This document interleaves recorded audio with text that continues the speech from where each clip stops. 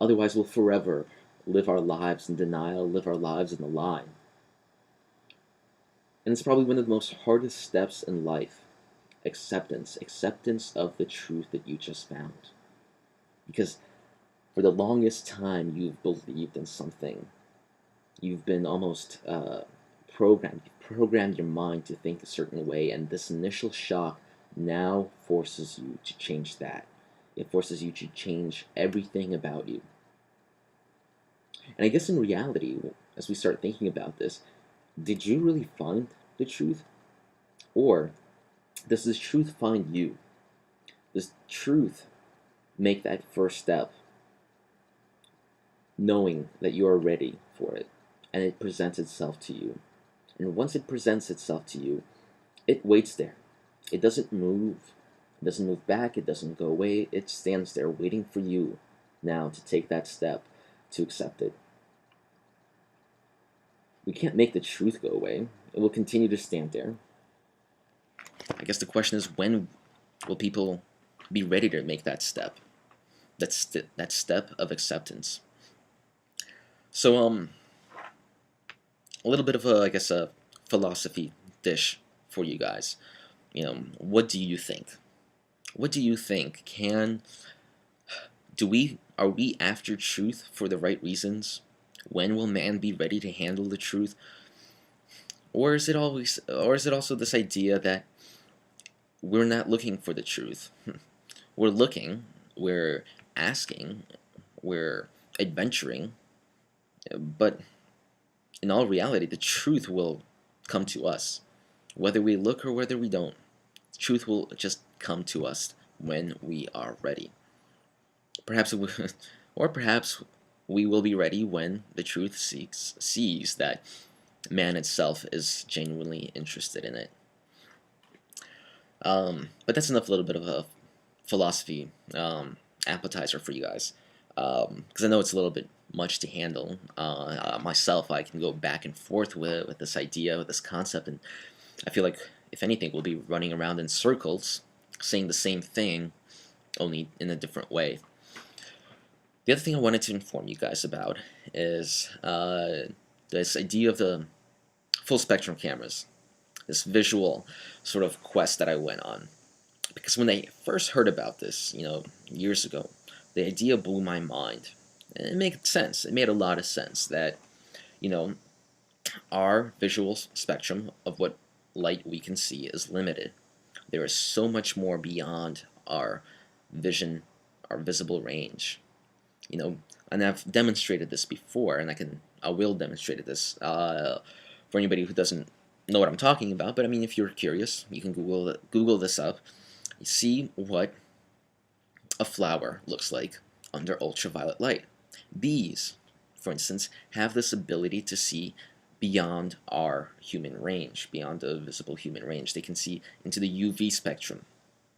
And you can see that under the UV spectrum, the colors and the patterns of these petals from the flower itself are strikingly different than what we look at, what we're able to see. The same thing applies on the opposite side of the spectrum, the IR field, the infrared field, right? I mean, there's only so much that our eyes can handle, and when you start taking certain pieces of technological devices, such as the night vision camera, you're able to extend that vision. You're able to see much more further into it. So this theory in sound made sense when you have these companies out there that are making claims. These full spectrum cameras, or these UV and IR cameras, are the next step in paranormal investigations. Now there's a problem with this, and I haven't again figured the problem out. Is if they are naive about this, they don't know, they don't understand the product that they are selling, or they know what they're selling. In that sense, I kind of go back to our little just chat about the philosophy of the truth. I think deep down inside, they know the truth. The truth had confronted them and said, listen, what you're selling, what you're claiming, is wrong. They just haven't made that step to fully accept it. So with these IR cameras that are on for sale, the process is very simple for what they do. They take a regular camera, any camera, and they take off a filter. That's right. See, what happens is companies apply certain filters on their cameras to keep them from extending into the IR and sort of UV range. They kind of want to keep it at that level just because that'll provide the most clear picture, that'll provide the most vibrant and accurate picture. Now, these claims where people take a camera and convert it into a UV camera is wrong, because what their conversion process does is it only opens it up by a small bit. It does not open up the camera into a far enough range to prove to be an adequate or a proper form of device to use for research. You know, here's the thing with UV light. What's interesting about UV light? I mean, right now we have light going through this glass over here, right? Light's coming in. Now, there's a certain thing that happens. UV light is not passing through this glass right now. UV light is bouncing off the glass and going back out there. Now, the rest of the light is still coming in. It's providing illumination for this entire room, but it doesn't work. What happens is you need a certain type of lens to be able to allow for UV light to properly go through and then hit the sensor on the camera, which then requires sophisticated software to take that information that's being inputted into that sensor and try to convert it into something visual. These modern day cameras do not have that kind of sophisticated process. They don't have that sophisticated software that's built within them. And furthermore, these modern cameras definitely don't have these proper lenses that will allow for UV light to fully enter it. Because these lenses cost a lot of money. They are very difficult to make. This is why true UV cameras that are out there, they start at a minimum of about $2,000, $3,000. So, I mean, you can get a probably decent model for $6,000, you know? And these claims that these cameras that you can take any camera and you can convert it for simply $200, well, you're not going to get a good product.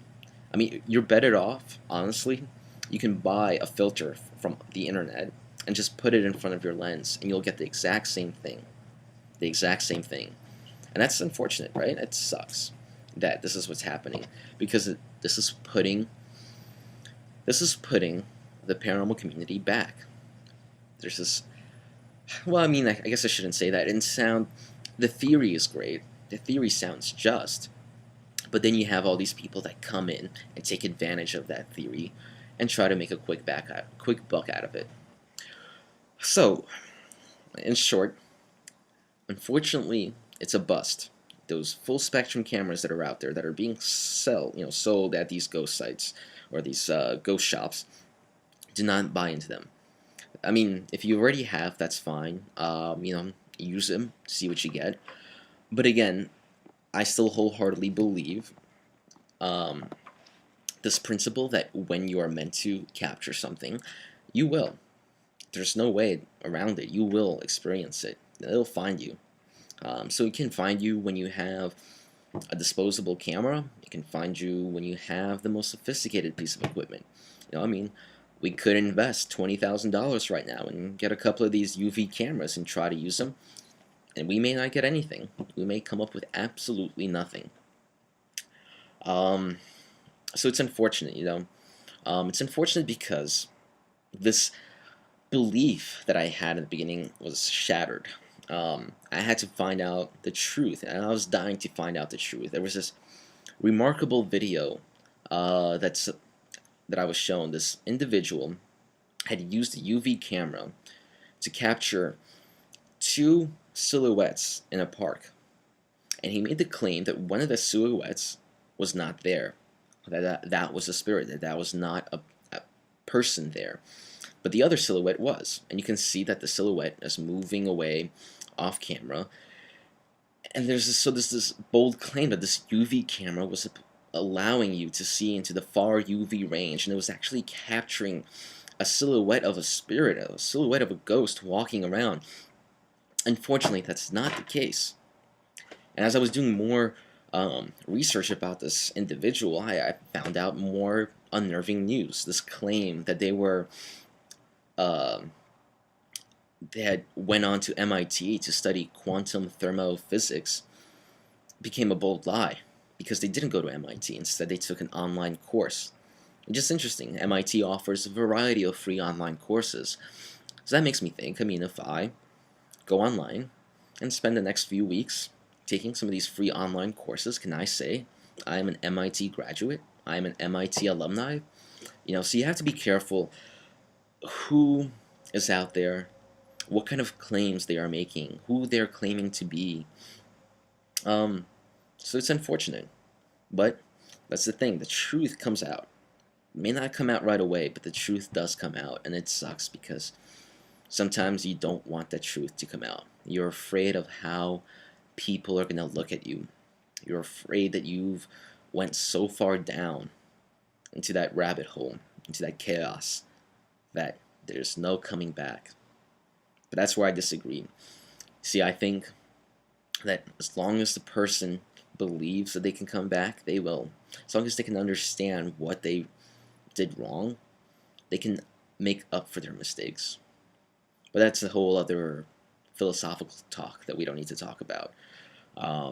It's been 24 minutes. I guess it's been like a TV program without the commercials. So with that being said, guys, thank you again for being patient with me. Take some of these questions, these thoughts, these ideas, and run with them, play with them, mold them. Feel free to let me know what your thoughts are. Love to get an idea.